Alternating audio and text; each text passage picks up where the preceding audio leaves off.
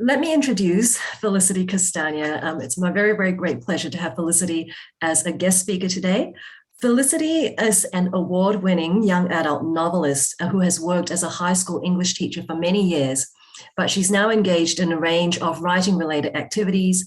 Her book publications include The Incredible Here and Now, which I think quite a few people know about because it's taught in many schools.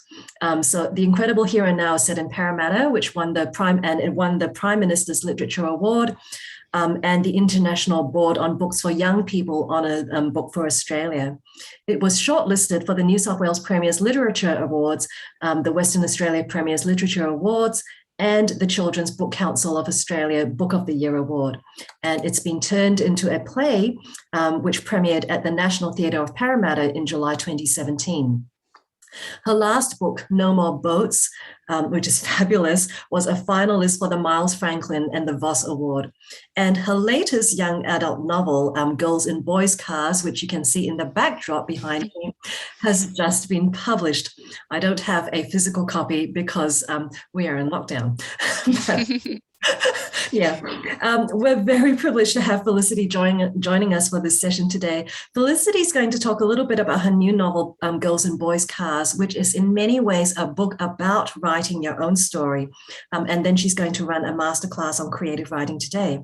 So Girls and Boys Cars is the story of Rosa and Ashika, who are best friends in their late teens from Parramatta. And they hang out with boys in the car park of McDonald's in Parramatta until one night when something happens between Ashika and her boyfriend Arnold in Arnold's car, which is his pride and joy. And you know, in the meantime, Rosa is being sexually harassed in the car park. And I just want to read a little extract from the novel here. Arnold came over and yanked Ashika hard by the arms and dragged her over to his car, where he threw her into the front passenger seat and slammed the door. A scream got stuck in my throat. Sometimes I hated this, the way that stuff just happened and everyone went silent but did nothing. So the girls then steal Arnold's car and embark on this illicit road trip and petty crime spree through Campbelltown to Canberra, Cooma, and many other places. We know it doesn't end well because much of the novel is written by Rosa while she's incarcerated in a juvenile detention center. So this novel, I think, was very gripping for me. Felicity, this novel is emblematic of the Me Too age in so many ways. The girls' road trip is directly triggered by their sexual objectification and physical and sexual abuse by the boys that they know. But it's also a tribute to the stories about journeys, the road trip novel and film, especially the iconic feminist film Thelma and Louise, which you reference a number of times in the novel. So can you tell us more about the origins of this novel? How did you decide to explore Me Too issues through the female buddy road trip? And what else is symbolized by boys, cars, and the road? There's a really long tradition of the male road trip novel. So the most famous of those being, On the Road. But there's very much not that same tradition in female literature or books about women and girls. Really, other than Melissa Lukashenko's recent book, there's none of these in Australian literature in particular. I was really interested in the difference between boys on the road and girls on the road. So if you look at something like On the Road, the two male protagonists kind of go out for an adventure. There's an incredible sense of fun, like they're kind of taking over the world, and like they can and they do whatever they want on this road trip. Whereas if you look at the few road trips by women, women kind of leave because they have to escape, because they're on the run, and it primarily always does end in a kind of failure, like Thelma and Louise. The women literally or metaphorically drive off some kind of cliff. So I was really interested in sitting in this space of women and cars and thinking about what would make that journey different. And I've always been really interested in the car novel in itself, I think particularly writing from Western Sydney, Parramatta, I often think about Parramatta as a man. I think it's a very masculine place, and it's this place where boys own cars and they drive them religiously, like up and down in this kind of gesture of taking over the neighborhood that I don't see any of the girls in my neighborhood doing. So I was very interested in giving that space to girls and sending them on a journey in which not that they kind of conclusively find themselves, but that along the way they can, almost through argument with one another, come to think about who they are and who they want to be in the future. All right. Okay, so we've talked about the issues of the road trip and all of that, and women, and I guess Parramatta being a very male space. And I mentioned that that what triggers the road trip is an incident about boys objectifying and abusing girls. But this novel is by no means an anti-male rant. I think one of its strengths is the way in which it explores Ashika and Rose's friendship and the way it's shaped by the gender expectations of our culture. The way that they're so conscious about how they present themselves physically at all times. They're so aware of being constantly on display. So do they themselves do things to enable this culture because they think it's inevitable and that nothing's going to change?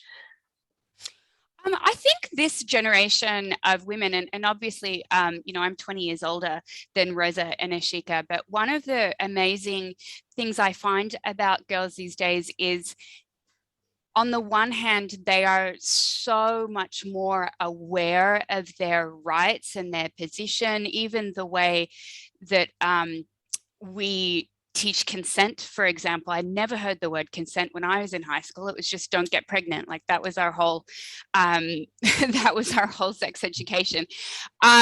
Whereas now I think, young women are very aware of their rights. They're very aware of the dialogue around women's rights. And yet at the same time, they're living in this culture where young women have more chances to be objectified, both online and offline, and where we are so much more aware of our bodies. Even at this present moment in lockdown, I'm even much more aware of my own body because I'm always looking at a screen and I'm always essentially looking at myself. So I think it is I think it's a very difficult thing for young women to negotiate these days, that sense of them having more freedoms and yet also being incredibly trapped into a culture that hasn't changed since the 1950s, but has just kind of moved to have a much more technological bent. Yeah, because in some ways, some of the things that the girls think or say in the novel is counter to the belief that we are in a post-feminist age, right? And I'm thinking particularly of this passage again, where I can't remember which of them. I think it is Rosa who says this, and she says, no, girls and boys cars. Sometimes you can't say no, even though you know you should. Like everywhere I look, people are like, girl power, me too. Beyonce and Lizzo and all that. Everyone is singing about how girls rule the world and all, but you still can't say no, right? Yeah. Do you think that that's an overly pessimistic message, or do you see hope that this might change, that gender norms and culture might change or are perhaps already changing? I think that things are changing because we do have a stronger dialogue now. I mean, even when you talk about the Me Too movement, even the fact that women, even if they are young women experiencing the same kinds of things that I experienced and my mother before them, at least they have the language to talk about it. Like I never had the kind of language to talk about things like objectification and consent and empowerment and equity. Whereas when I got, and I spend a huge amount of time in schools, and I also teach a lot of first-year university students, they actually have that language to at least talk about what they're going through. And I think that that in itself is very empowering when you can at least articulate what it means to have these things happening to you. Mhm. Yeah. Yes, they do have the language, but sometimes I think in the novel, the girls don't quite have that language, do they? No, they don't. And I mean, I never wanted to write a novel where these girls had problems and then they kind of went on this big road trip and found themselves after. That's actually a very male road trip novel thing. That's what happens to all men in all books about men on the road. I wanted it to be more complicated than that. I wanted it to be a process of them having these little triumphs and these setbacks, and really kind of trying on different versions of themselves. One of the great things I think for these girls about going on a road trip is that suddenly they are actually taken out of their community's expectations of them, their family's expectations of them, and they get to try in small ways being different kinds of girls. And I think that that in itself is quite empowering, and also kind of an amplification of what I think teenagers do and should be allowed to do, which is to kind of try on different versions of themselves and see what works for them. Yeah.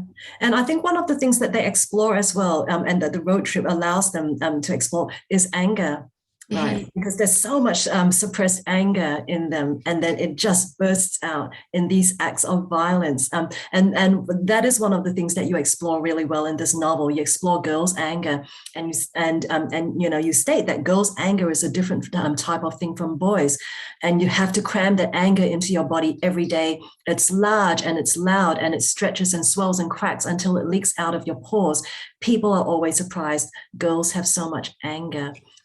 Can you tell us more about, you know, what you were, I guess, what you were trying to do there? I think if there's one emotion that girls still aren't allowed to own, even in this like feminist Me Too context, it is anger. Like if you look at depictions of women in anger, you know, even prevalent ones in the media, automatically women who are angry about things become kind of masculinized. It is not considered in any way a female trait or a good female trait. I think even in those kind of situations where you see women who are angry in like parliamentary debate or like you know, environmental activism, you can see those women kind of holding themselves back a bit because society doesn't listen to or deal well with female anger. And part of me allowing these girls to be angry was trying to allow them to kind of let that anger burst out at them at kind of random times and towards each other, and towards other people that they meet on the road or situations that they encounter in the road. And I think that that's one of their most liberating experiences, is to be able to be angry at themselves, angry at each other, angry at situations that they find themselves in. Yes, and to work through the anger, I guess, wouldn't say in healthy ways, but just to acknowledge that they can be angry and they can get through the other side of it, of expressing anger. Yeah. Yeah, a lot of the girls that Rosa meets in jail are angry, like they're really angry girls. And I mean, that kind of was a depiction of, I've actually taught quite a lot in the juvenile justice system, and have had relatives and friends that have been incarcerated. And it is a space of great anger where people are kind of put in a small space and have to work out what to do with that anger, which is one of the reasons why I was also interested in having part of the setting for this book be a juvenile detention center for girls. Yeah. Okay. All right. One of the things that I also love about this book is that it is a book about reading, and it's also a book about how to write a book. It is so intertextual because it refers to so many stories and other books and films that make up Rose's imaginative world. So we've got references to J.D. Salinger's Catcher in the Rye, to Jack Kerouac's In the Road, obviously, but we've also got Enid Blyton's Magic Faraway Tree, Elizabeth Gilbert's Eat, Pray, Love. I love your take on that. And we've got the plot beginnings of 50 Shades of Grey, right? It's all over the place. And then we've got Sylvia Plath's the Bell Jar, many other books as well. So it is a book about reading, but it's also intensely metafictional and self-reflexive about how it's being written. So the story constantly draws attention to the process of plotting and narrativizing or telling stories. So and you're constantly drawing us our attention, the reader's attention, to the way in which Rosa starts to become a writer.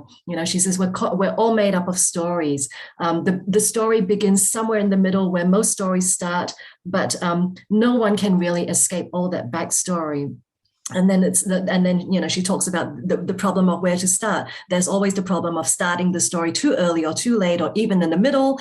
Then I guess that also brings up an even more complicated problem, which is where is the end and the beginning anyway? And so there are all of these, reflections about how to write stories.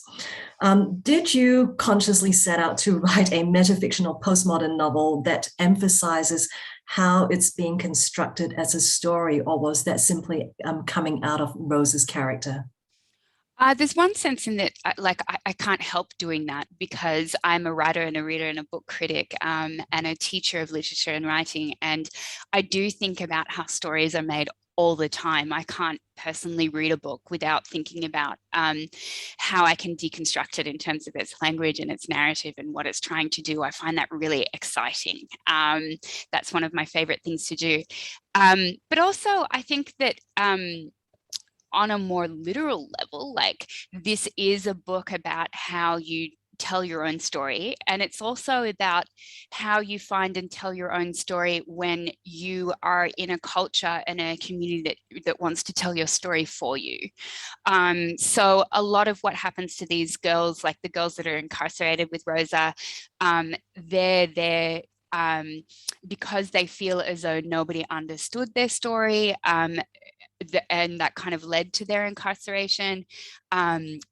Ashika has her family or her mother trying to narrate what her story is to her without considering who she is. The girls have social media narrating who they are to them. Rosa just wants a bit of space to work out what her story is for herself. So on a very literal level, it is a story about trying to own your own story when everybody else feels that they own your story. And on another level, I love that Rosa thinks in books. I guess she's very much a reflection of me. I loved, particularly as a book critic, being able to really talk about the essence of what some popular books are about, like Catcher in the Rye is really about a guy called Holden who complains too much. And Eat, Pray, Love is really about this woman who just gets to go off into the world because nobody ever tells her no, so it was good to be able to talk about those texts in that way, and the essence of what their stories are in a way that I think young people would get if they read those books. Sometimes, myself in particular, I think we kind of do deconstruct stories too much without allowing ourselves to kind of sit with what the basic idea or the message of the book is. And often it's that basic idea and that message that is the most profound and moving thing. What's the basic message of this book then? I think it's, I wrote that little piece on the front cover. I had that changed from something else that the publisher had there. We can make our own stories, which is simply, and further to that, we can make and remake our own stories. I think that is the essence of this book. Mm-hmm. So writing becomes a metaphor then. I love your cover, by the way. But writing becomes a metaphor for composing and making sense and taking control of our own lives. Yeah, absolutely. Yeah, absolutely. And that's there again. That this is not a book that's neatly wrapped up and where the kind of women save themselves or save anybody else, but it is a book where they come to terms with what their own stories are when they're finally away from the noise of everybody else in their communities telling them who they are. And there's a sense at the end of the book that somebody else's story is very different and maybe about to start as well. Yeah. I very much wanted to end that way. Yeah. Okay, so we talked so much about writing stories and making our own stories. So let's move now then into the creative writing part of our session. So I'm going to hand over to you, give us some tips about how we can make our own stories. Great. So I want to just talk about really the basics of story. And I want to say at the beginning of this that it's actually the basics that are the hardest thing to get, and that lead to the most skilled, complex, and original stories. So I want to start we're talking about structure, and then I want to talk about the kind of language that we choose and the kind of sentence structures that we use. These are the building blocks of creative writing, and I think if we can understand them better and understand a little bit more about how they function, it'll particularly help you with Module C, the craft of writing, but also it should help you just be a better writer and a better storyteller. I want to start with this idea of the structure of a story. I've spent a long time teaching creative writing, and one of the things I used to do when I was teaching creative writing is to show the students all the different forms that a story could take, parallel narratives, circular narratives, as stories with hub structures. There's so many different ways that you can tell a story in any different form. And I'm trying to use the word story a bit generically here. A poem is a story, a play is a story, an essay when it's great is a story as well. But I realized one of the things that happened there is that my students forgot that at the end of the day, a story is about taking somebody on a journey. So at the end of the day, a story is really about taking your reader on a journey with your character, or you, if it's like told from your perspective. That's why, and I'm just going to share my screen for a moment here. Can you see my screen? Yeah. That's why this pyramid that teachers show you all the time, I'm sure everybody's had this, like teachers love this. People have been showing this, people would have shown you this since you were in primary school, I'm sure. But it's actually really important to talk about. This is called Freytag's pyramid. All stories need to have a sense of an orientation, a conflict, a rising action, a climax, and a resolution.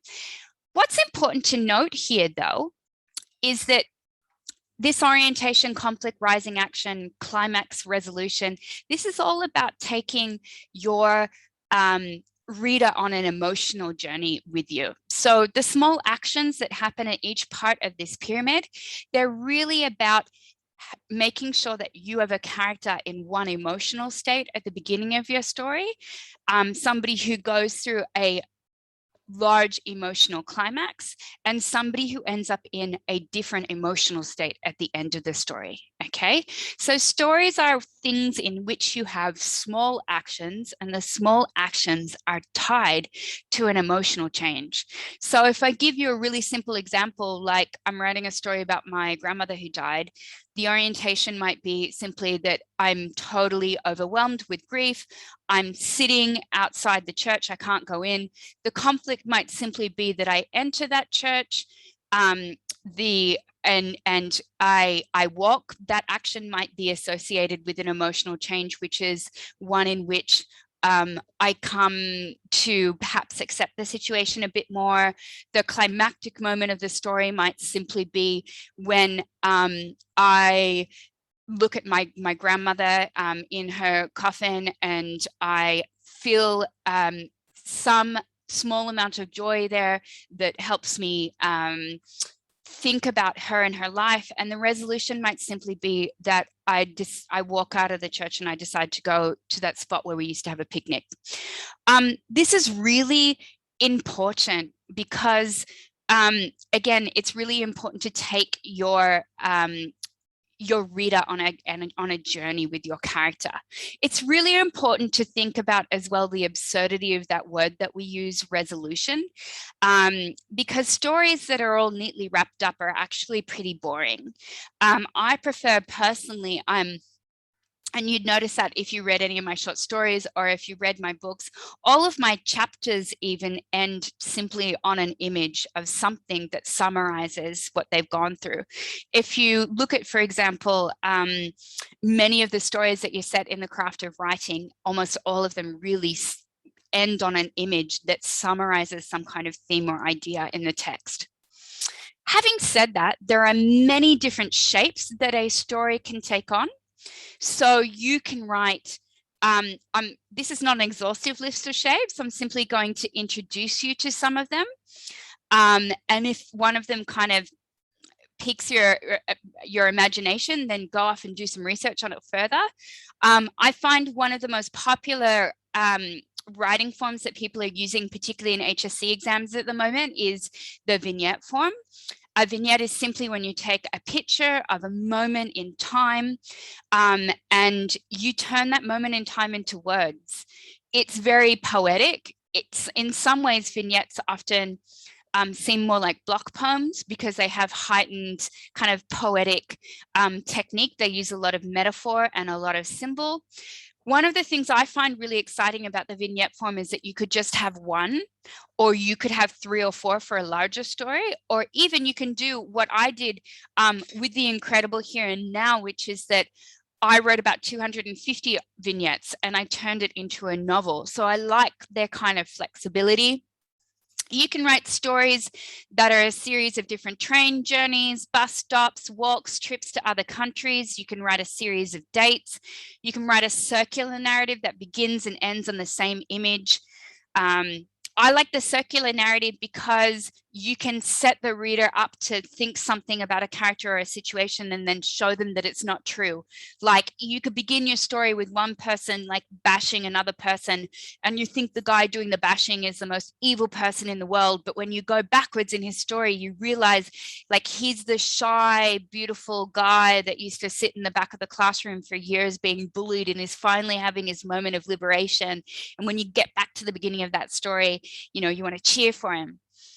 You can write a text in a linear shape. You can simply go forward.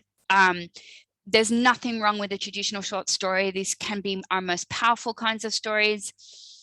But think about, this is another option. You could let it go backwards, right? So there's a really famous like Laurie Moore story where she talks about the disintegration between a mother and a daughter, and it begins something like 2002, we are no longer speaking, 2001, I walk up to her door and knock. 2000, I call her on the phone, I hear her breathing. That can be really powerful too. You can write a parallel narrative from multiple characters' perspectives. You can write a hub structure. You can write a structure that works around a repeated line or motif. That's often very good for exams where you get a stimulus. And you can write, again, a hub structure is it's a narrative form that some academics claim comes from Native American short storytelling, where you tell a story that returns continually to the same image. Like, so if you imagine like the hub of a bicycle or the wheel of a car, you return continually to the image at the center. So there's one of my favorite stories that uses that form is a story called My Father's Hands by Colin Worthington.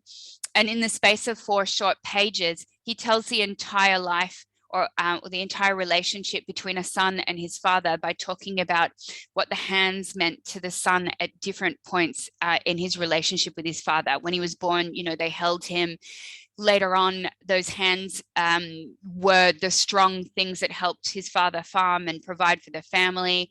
Later on, the hands become kind of weak and represent his old age. The important thing to remember about all those different structures is that they all have things that they do and that they don't do. And so you want to think about the one that works best for the kind of story that you are trying to tell. So for example, a lot of those forms were really what you might call quite fractured.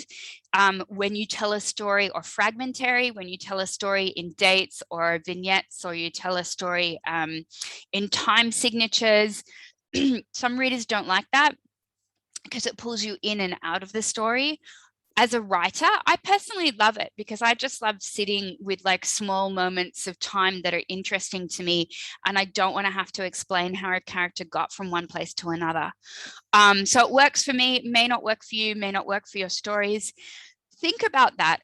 Other things like parallel narratives, for example, can be great in showing a moment of time or an action from multiple different perspectives. I know young writers are particularly fond of that. But I also think you've got to think about the fact that when you write in parallel narratives, what's really important is that your characters all have very different voices. So they choose different words, they choose different sentence structures, they have different kinds of atmospheres and moods to their word, to their piece. If you don't do that, you won't be able to pull off a story in which your characters sound and feel different. They'll just kind of merge into one blob and you won't be able to pull off a parallel narrative. So really think about what those forms allow you to do. The hub structure can be fantastic because it can allow you to bind together large amounts of time that might not otherwise sit together very well. But again, think about what kind of story you're trying to tell and what that allows you to do.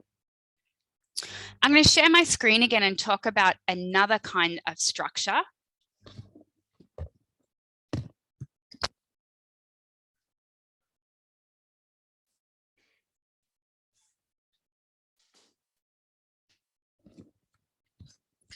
Okay, so the other kind of structure I want to just touch on briefly, because I know that a lot of students are writing in this form now, particularly for Module C. You are able to write a discursive piece. I think that when one writes a discursive piece, in university, we actually call this like creative nonfiction or the personal essay, but I know in high school at the moment, you call this discursive writing, and that you are being encouraged to write creatively in this form, particularly in Module C in your exams.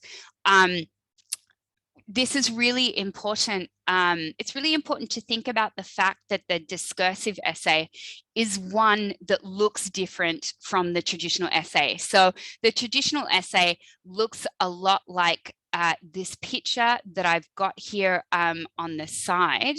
It's very linear, it's very formal, but actually the discursive essay looks a lot more like these pictures on the side here. It looks something like a helix or a kind of a Twitter map.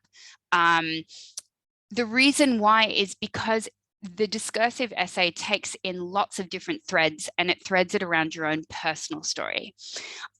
So what's really important is that at the center of that is your reaction to a book, something that happened to you, a political event that you are watching on TV, but that you give your story weight by bringing in research that sits outside of yourself. So discursive essays that are just really only about you don't have much weight because you're not really justifying your story or showing how important it can be unless you are actually literally showing how it relates to other research out there.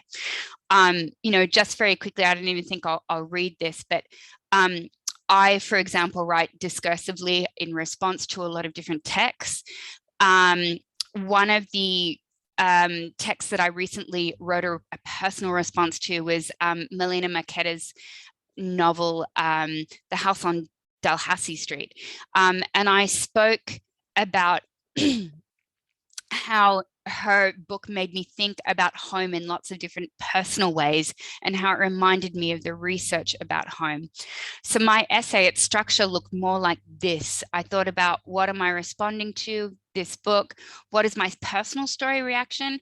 I am drawn to the fact that characters in Marchetta's books often live their whole lives in one house and one community, often the same house and community that their parents lived in. I find this concept strange as someone who has moved around a lot and who now lives in a very transient community. The overall kind of theme of my essay was home, place, belonging, and I brought in a bunch of external references about the decreasing rates of home ownerships. I brought in some quotes by Gaston Bachelard about the meaning of home, and I made references to a novel about homes from Toni Morrison. So I justified my personal reaction to the text by bringing in these external resources. Often finding the way into that kind of a creative text is that's the challenge. So try an anecdote, a broader idea, another text, a fragment, a marker of time. Try messing with hybrid forms. There's lots of great discursive essays that are told in those kind of more fictional forms I just told you about, like in vignette forms, or or they might revolve around an image and have a hub structure. You can write collages. You can just have a really funny, interesting voice as the driver of the essay. Or you can, again, use a kind of hub structure where you return to a similar object.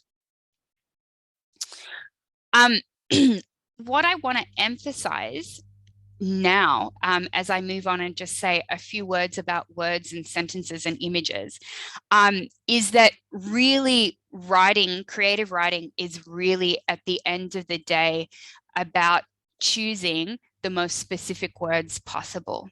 Okay, so I might stop sharing there for a moment. We often, I think, particularly as emerging and younger writers, think about creative writing as something that involves a whole lot of adjectives. And even we're often taught to, use all 5 senses. That's it's a good starting point, but you'll never go from being a good writer to a great writer unless you learn that creative writing really is just about picking the most specific words possible. Often adjectives are actually the least describing words. They're the most generic words. Things like, if you think about words like beautiful, or large, adjectives that are commonly used are incredibly generic. What does the word beautiful tell me about what somebody actually looks like? It tells me nothing.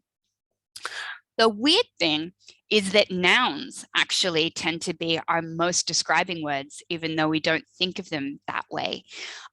So if you think about a sentence like, she walked into the room in a pair of Prada high heels versus she walked into the room in a pair of Kmart sneakers, me replacing those nouns there, Prada high heels versus Kmart sneakers, I'm showing you a lot about what kind of character they are without using any adjectives. And in fact, the nouns in those sentences are incredibly describing. Okay. We want to choose language like that. We want to choose the most specific words possible because it opens up many ways of interpreting a situation. So if I say she walks into the room in a pair of Prada high heels, maybe I'm indicating her wealth. Maybe she's just really self-conscious and has to overdress all the time. Maybe she's trying to appear powerful in a boardroom where she feels disempowered. There are many reasons why I might choose that language, but it shows me a lot about the character. That's what teachers mean when they're always telling you to show, not tell. They mean choose the most specific words possible. Okay? I'm going to show you just briefly an example of a writer who I think uses the most specific words possible. This is a writer called Zadie Smith. She writes really long novels. Many of her novels are like 600 or 700 pages long, and yet she hasn't wasted a word, okay? She's actually using the least amount of words humanly possible when she writes. Every single word has significance. I really like the opening couple of sentences to her book, White Teeth, because she's shown us without barely using an adjective exactly who this guy, who's one of the main characters of her novel, Alfred Archibald Jones, is. So it begins, early in the morning, late in the century, Cricklewood, Broadway, at 06.27 hours on the 1st of January, 1975, Alfred Archibald Jones was dressed in corduroy and sat in a fume-filled Cavalier musketeer state, face down on the steering wheel, hoping the judgment would not be too heavy on him. He lay forward in a prostrate cross, jaw slack, arms splayed either side like some fallen angel, scrunched up in each fist. He held his army service medals left and his marriage license right, for he had decided to take his mistakes with him. I love the choice of the specific words here. She calls him, for example, Alfred Archibald Jones. She could have called him Mr. Jones or Archie or Al, but that would imply that he's a kind of playful figure. The use of the kind of triple barrel name Alfred Archibald Jones implies that he's somebody who has some kind of status, who thinks he's a large kind of man. I love the term here, Cavalier Musketeer State. I don't know what kind of car that is, but it just makes you think of something that is kind of big and shiny and fancy. Already just those two really specifically chosen phrases allow us to understand so much about this man, that he is a bit of a big man, that is someone who thinks he has some status, that drives a big car. Even the fact that she uses a time signature, 06.27 hours, that's very deliberate because he's an army guy. So he's thinking in army terms. That gets us into his head so rapidly and immediately. Even the choice of date here, the 1st of January, we know it's New Year's Day, so we know he's gone off and probably thought about the year to come and the life that and the year that he had. That's such an important describing term here. In these two sentences in the opening of this novel, we really get such a solid, emotive, immediate picture of who this man is without actually getting any adjectives or without being told once who he is. Okay, that's really clever, and that's what you need to aim for in your writing. I always love this quote by whoops, stop screen sharing, give me a second.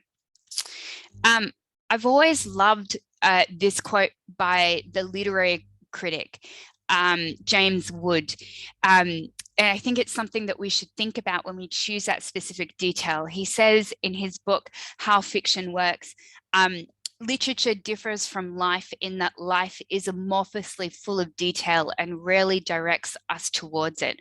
Whereas literature teaches us to notice the way my mother, say, often wipes her lips just before kissing me, the drilling sound of a London cab when its diesel engine is flabbily idling, the way old leather jackets have white lines in them like the striations of fat in pieces of meat, the way fresh snow creaks underfoot, the way a baby's arms are so fat they seem tied with string. This is what you're doing when you pick that great specific detail. You are trying to find that small detail that you or your character notices that tells us so much about who they are. James Wood is actually, like, he's so right when you think about it, even in the rooms that we are all, or whatever spaces you are listening to this in now. There would be so many things that you could describe, but it wouldn't really be that important maybe to a character who sits there in the room or to your personal experience of that room or your place. Think about a story we might tell, for example, of somebody who's been away from school because they've been really badly bullied. When they walk back into the school classroom, they're not going to be like noticing every single thing. They're not going to talk about the posters on the wall and the 30 different students and the things that you can see out the window. They're just maybe going to describe the look on that bully's face when they return. Okay, so think about what are the details that are meaningful in you describing your own position or your character's position. And then the last thing I think is really important to think about is the other part of writing is that we use the most specific sentence structures that we possibly can. One of the things that great writers do is they actually manage to show us about a character or themselves just as much through their sentence structures as through their word choices. I'm just going to have a look at the first paragraph here. This is from a novel called The Corrections by Jonathan Franzen. And Jonathan Franzen is known really as a staunch grammarian. Like, he's really hung up on grammar and the structure of a sentence in a way that I think is really interesting. In this section, he's talking about this woman, Enid, who's basically just flipped, like she's just flipping out. And you can see that anxiety that she has replicated in the actual sentence structure. So it begins, the anxiety of coupons in a drawer containing candles in designer colors. The coupons were bundled in a rubber band, and Enid was realizing that their expiration dates lay months and even years in the past, that these 100-odd coupons whose total face value exceeded $60, potentially $120 at the Chiltsville supermarket that doubled coupons, had gone bad. Tilex, 60 cents off. Excedrin PM, $1 off. The dates were not even close. The dates were historical. The alarm bell had been ringing for years. That second sentence there in that first paragraph is so interesting. It is essentially two complete sentences that are bound by a colon. So the reason why you use a colon is to show that the meaning or the ideas of the two sentences are so extricably linked that you have to show that link with a colon instead of having a full stop. That's at least why most creative writers use it. So you've got these two very long sentences joined by a colon, and then within the second sentence, you've actually got almost another sentence that comes within the parentheses. Parentheses is kind of, I think about them as like a Shakespearean aside. So they're like when you read a Shakespeare play and you see the two characters going blah, blah, blah, blah, blah on stage to each other, and then you have other words that might be in parentheses that they turn to the audience and say, because the whole meaning of the short scene might not be able to be taken in completely if they don't give us extra information. That's exactly what Franzen is doing here. So in this scene, Enid is actually having like three very different complex thoughts at the same time. And you can see that through the grammatical structure of this sentence. Again, it really emphasizes that fact that she is anxious and overwhelmed. He does this fantastic thing next of giving us what's called a non-sentence. So sentences that don't contain all the grammatical parts of the sentence. Tilex, 60 cents off. Excedrin PM, $1 off. Really specific words there that emphasize things that don't matter, like who cares about a coupon that's expired. But he does that because he wants us to kind of pause and take in that image. Often when writers kind of give us those small sentences, they're asking us to really contemplate what that small image is there by getting rid of all the excess words. And that image there is of a coupon that's freaking in and out, even though it's totally insignificant. And again, the grammatical structure of that sentence emphasizes that this woman is having a complete breakdown.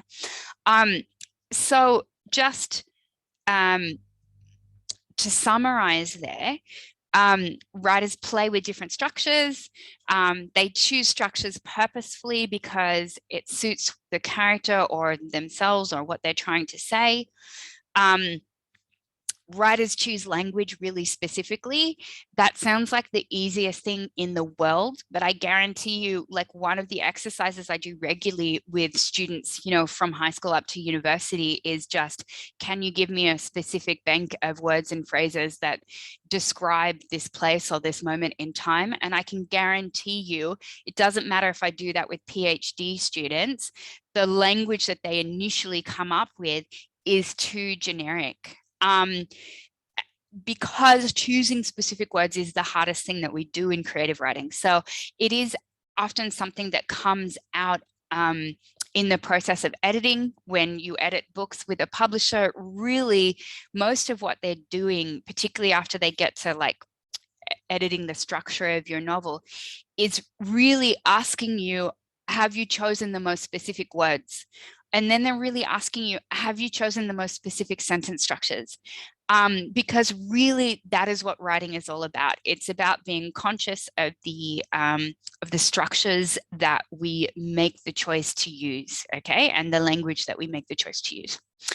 So I wish you luck in all of your creative endeavors, whether that be for the HSC or for your creative endeavors in university or outside of any kinds of institutions where writing can also be made. And thanks for listening to that big spiel. I know I talked kind of very quickly, but at least if you're watching this video afterwards, you can pause. Thank you so much, Felicity. That was really helpful. And I think it gave us a lot to think about.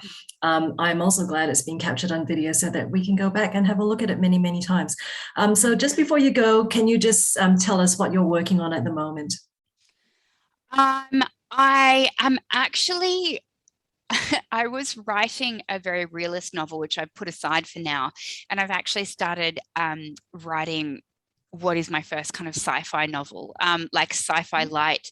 I just didn't feel like I could write anything else in this moment because everything is so strange.